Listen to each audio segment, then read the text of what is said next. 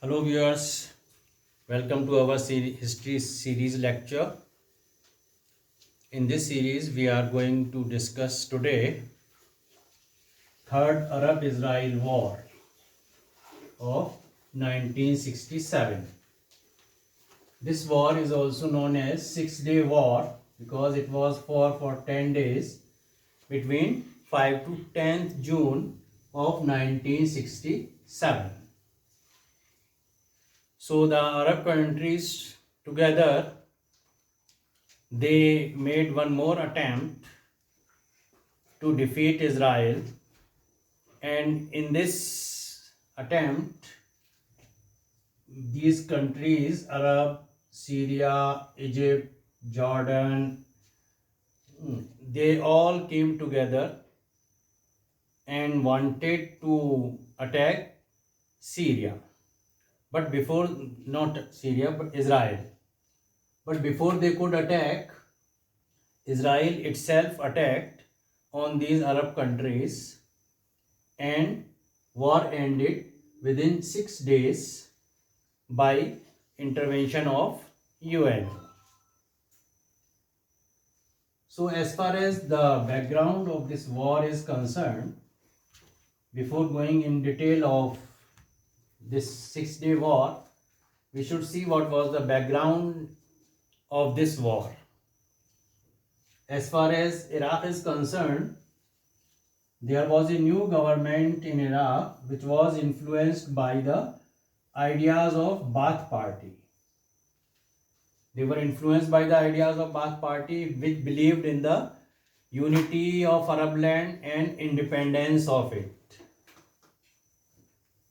Their president, Arif, he announced in 1967 that our goal is clear and we want to wipe out Israel from the map. So this shows a clear sign that they wanted to take areas of Palestine from Israel. In the same way, political upheavals in Syria. This also brought the Ba'ath Party in power in 1966, and this Ba'ath Party was fighting for the unity of Arabs and freedom of the Arabs. As far as the main power, Egypt is concerned, here Abdel Nasser, he became very popular in the whole Arab world. He started various socialist ideas, socialist program in Iraq. He started 100-acre land limitation, and rest of the land this was distributed among the landless people. Aswan Dam project was also completed in 1971, which was very important for them, as well as he made an attempt to industrialize Egypt, and around 1000 industries and factories were established there. He was trying his best to unite the Arabs and to defeat Israel. So with the help of Iraq and Syria, Egypt thought that now it is the time for another attack, and because of this reason he started mobilizing his forces on the border of Israel, as well as Russia. Russia kept on encouraging Egypt as well as Syria and carried out anti-Israel propaganda. Their motive was to get support of these Arab countries so that he could supply arms and ammunition in that region instead of USA. So they encouraged them and carried out anti-Israel propaganda and promised that in case of war, Russia will provide all possible help to these Arab countries. Syria, they had started another terrorist group known as Al-Fateh. So this Al-Fateh group, which wanted the which supported the Palestinian liberation movement and carried out various terrorist activities in the region of Israel. So many of the activities were going on. The Fedayeen groups going into the region of Israel, doing some sabotage. So to overcome this problem, Israel also made a strike in one of the Jordanian village known as Al-Samu. Here in this West Bank region, they made an attack here and killed 18 people and wounded 54 people. So from both sides, tension was increasing. Fedayeen groups of Al-Fateh and others, they were carrying out sabotage in this region of Israel, as well as Israel made a counter attack, and here in the West Bank region they killed 18 people. So this gave the shock wave to the whole world. As well as in April 1967, Israel Air Force, they shot down 6 Syrian MiG fighter jets. So the starting has been done earlier before this war took place. Now, when Arab countries, they decided to attack on Israel, so Iraq, Syria, Jordan, Lebanon, Egypt, they all started mobilizing their troops to their borders with Israel. So in that way, Syria, Jordan, Lebanon, they massed their troops along their border with Israel in case to attack on them. But before they could mobilize, before help reached to these countries, before they could make an attack on Israel, Israel decided to strike first. Okay, instead of being attacked and defeated, Israel decided to strike first. So that is why Israel launched series of air strikes on 5th June 1967. Arabs were not knowing at all, they have no idea at all, and the sudden attack by Israel Air Force on 5th June 1967, and they destroyed more than 90% of Egyptian Air Force. They destroyed their fighter planes and gave heavy loss to Egyptian Air Force. So the Israel attack on Egypt, Syria and all these regions brought a spectacular victory to Israel. The Arabs, who were not expecting this attack, and this found the Egyptian Air Force also off guard. This sudden attack did not give them any time for preparation or for any counter attack. So within 4 days region, they captured Sinai Peninsula from Egypt, Gaza Strip and West Bank, Gaza Strip from Palestinian region, West Bank and Old City of Jerusalem from Jordan, and Golan Heights from Syria. So in that way, he captured of all these region with a spectacular speed, and finally Arabs have to accept the UN ceasefire because there was no alternative at all. Israel has made sudden attack and captured many of their regions.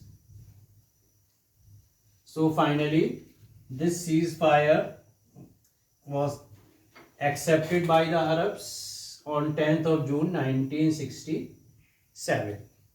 So in that way, the war which started on 5th of June came to an end on 10th of June, ended in 6 days, bringing huge victory for Israel and bringing all these regions of Sinai Peninsula, Gaza Strip, West Bank, Jerusalem, Old City of Jerusalem, Golan Heights, each and whole of this region was recovered, captured by the Israel. So what were the reasons of Israel's success? Why did Israel get success and Arab were defeated? The reason for this Israeli success was that the build-up of Arab troops was very slow. They could not react, they could not prepare their troops, they could not send their troops on time.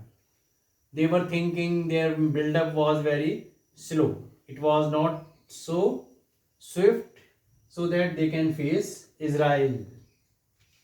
As well as there was the Israeli superiority in the air.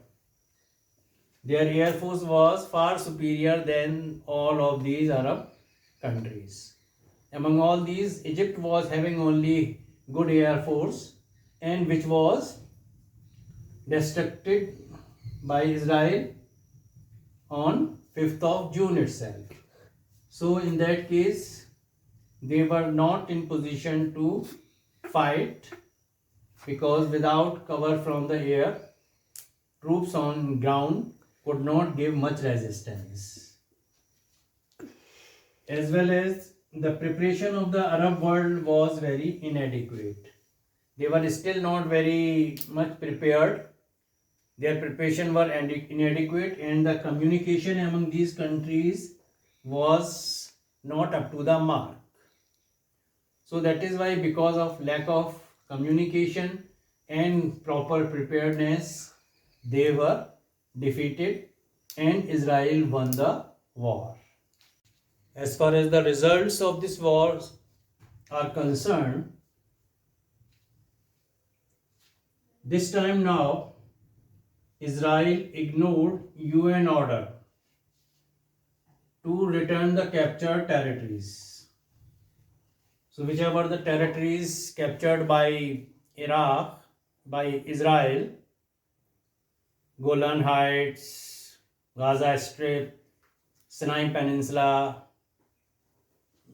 Old City of Israel, Jerusalem, now he refused to return back all these territories.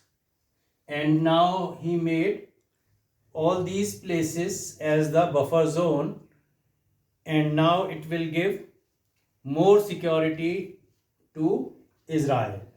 He made the buffer, these all places as the buffer zone from where he can keep his army, and from there he could carry out attack on these Arab countries easily.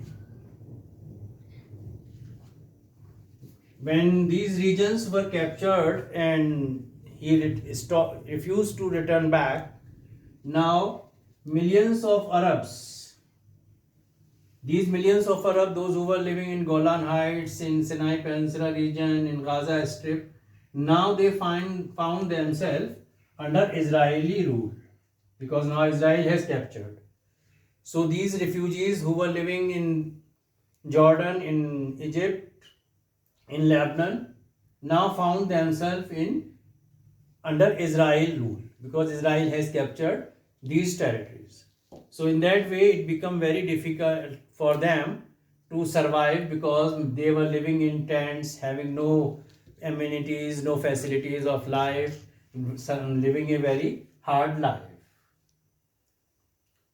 Another result of this war was that it was a great humiliation for Arab states. In spite of that, so many Arab states were together and they could not defeat a small country like Israel. So it was a great humiliation to all whole Arab world who wanted to wipe out Israel from the map, but they could not do so and were easily defeated. Especially it was a great humiliation for Nasser. Nasser, who wanted to is to defeat Israel and made lot of preparation to attack, but he could not do so. So his reputation has also suffered a lot. There was the great setback for these Arab worlds from USSR also, because USSR was saying that in case of war he will provide arms and ammunition to them, but no help came from USSR. Although after war USA, to improve its relation, started supplying modern arms and ammunition to them, and now it gave a hope that Arabs will make one more attempt to defeat Israel.